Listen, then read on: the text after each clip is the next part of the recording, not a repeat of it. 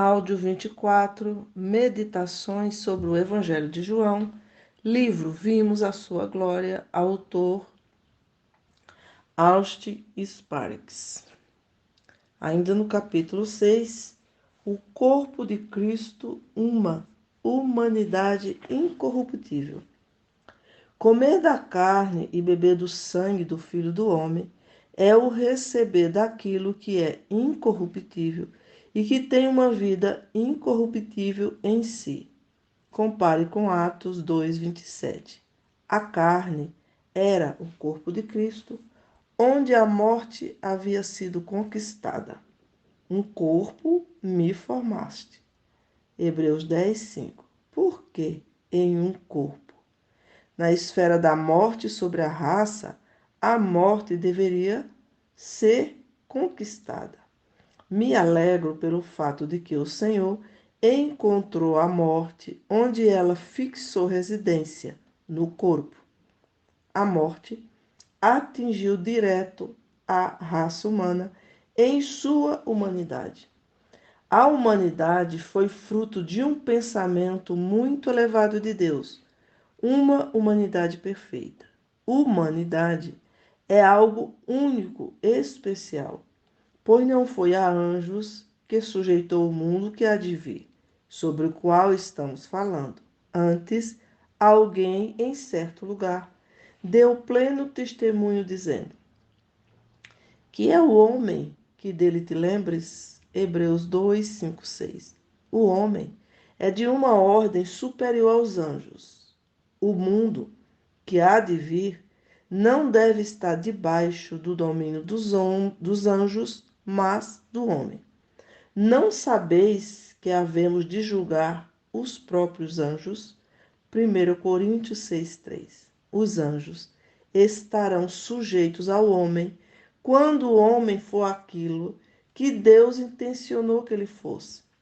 Não são todos eles espíritos ministradores enviados para serviço a favor dos que hão de herdar a salvação. Hebreus 1:14. Eles são ministros em relação à salvação, ministros a favor dos homens, a fim de levar o homem ao lugar que Deus eternamente intencionou para ele. Humanidade é um pensamento elevado de Deus, algo mais elevado que a ordem angelical. Ah, mas é exatamente aqui que o inimigo ataca. É na humanidade que a morte reina, e é em nossos corpos mortais que a morte fixou seu território. A palavra nos ensina isso, nossos corpos mortais. Em um corpo, o Senhor Jesus conquistou a morte e tratou com a condição moral do homem, que é a base da morte. Ele fez tudo isso em um corpo. Seu corpo foi o instrumento de seu triunfo sobre o estado moral do homem, e a morte era o resultado desse estado moral. Lembre-se, em seu corpo, ele se deparou com todas as tentações que são comuns ao homem e a todas venceu, em seu corpo, em sua humanidade.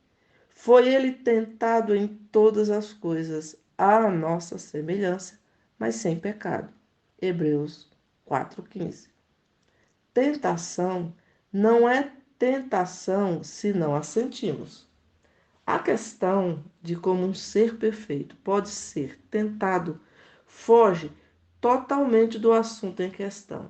Ele foi tentado, ele foi provado, ele foi vitorioso. E não existe vitória se não houver provação. Não há sentido para a vitória se não houver batalha. Em seu corpo, ele encarou de fora o assalto de cada tipo de sugestão e influência malignas. Ele foi deixado sozinho com o próprio diabo em provação e tentação. Em seu corpo, ele triunfou e em seu corpo ele carregou nossos pecados, carregando ele mesmo em seu corpo, sobre o madeiro, os nossos pecados. 1 Pedro 2, 24. Deveríamos ser cuidadosos, deixando claro que não cremos que havia qualquer pecado em Cristo. Por isso é que destaquei a expressão de fora, no parágrafo anterior. Nesse corpo triunfante há uma vida incorruptível. Esse santo não viu corrupção porque ele triunfou moralmente. Não havia possibilidade de que ele fosse preso na morte, porque a morte não tinha lugar para residir naquele corpo. Se não comerdes a carne do Filho do Homem e não beberdes o seu sangue, não tendes vida em vós mesmos. João 6, 53. A vida triunfante sobre a morte está em nossa apropriação de tudo o que está representado pelo seu corpo. É a fé se apropriando de Cristo em sua vitória, em sua humanidade. Explicaremos o que é isso. No entanto, temos que nos lembrar de que foi em sua carne, em seu corpo, que ele triunfou sobre a morte, ou se preferir, em um corpo ele venceu.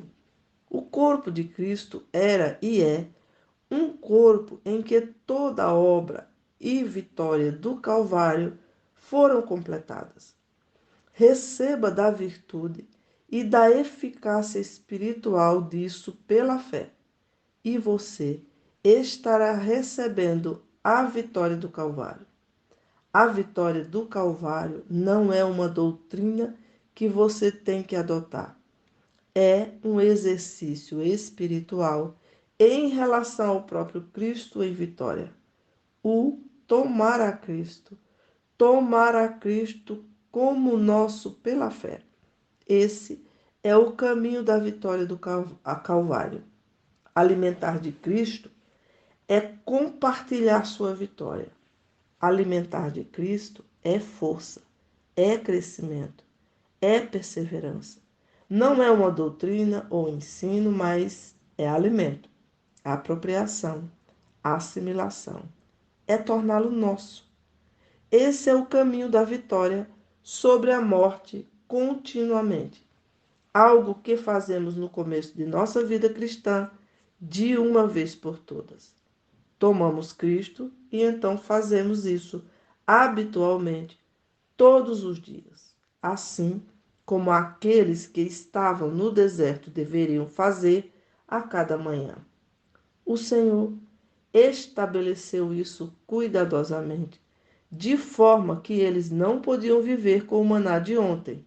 Nada devia ser deixado para o dia seguinte. Tudo o que sobrava devia ser queimado. Tudo devia ser novo a cada manhã. Não um exercício daquilo que era do dia anterior em relação a Cristo, mas o que é de hoje, todos os dias. Cristo esteve no deserto com o diabo e o primeiro ataque foi relacionado ao pão. Se és o Filho de Deus, manda que esta pedra se transforme em pão. Qual foi a resposta do Senhor? Sua resposta veio do deserto. Não só de pão viverá o homem, mas de toda a palavra que procede da boca de Deus. Mateus 4, 4. Mesmo em um lugar de morte, vivemos pela palavra do Senhor. Ele é a palavra em pessoa e em mandamento. Seguiremos agora para o final desta meditação, falando um pouco sobre o que é alimentar-se de Cristo como o caminho do testemunho da vida triunfante sobre a morte continuamente. Seremos bastante elementares.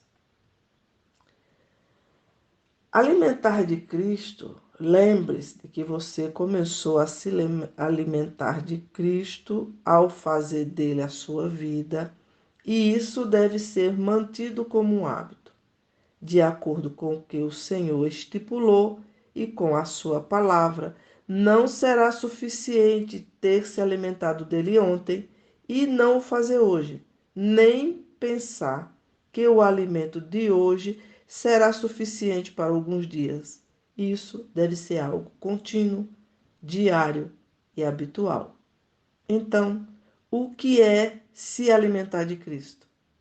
Está relacionado a algumas coisas simples, cuja importância e magnitude somente podem ser reconhecidas a partir do ponto de vista do testemunho para o qual estão conduzidos, apesar de serem coisas consideradas como comuns. Existe algum outro maior testemunho do que a vida triunfante sobre a morte? Não. E nós, à medida que caminhamos no Senhor, descobriremos que esse é o ponto mais elevado em nossa experiência e é o que desperta toda a ira do inferno. Realmente, estaremos posicionados contra as forças diretas do diabo que estão contra nós, assim que tomarmos nosso lugar com o Senhor Jesus. O desafio será se ele vai conseguir destruir nosso testemunho pelas forças da morte, nos trazendo morte espiritual ou qualquer outra natureza, ou se esse testemunho da tremenda vitória de Cristo sobre todas as forças do diabo será mantido. Quando virmos as coisas a partir deste ponto, tudo o que se relaciona a elas passa a ter importância. Então, quando alguém fala sobre se alimentar de Cristo como sendo, em primeiro lugar, uma questão de oração, isso será imediatamente relacionado também com um testemunho da vida triunfante sobre a morte.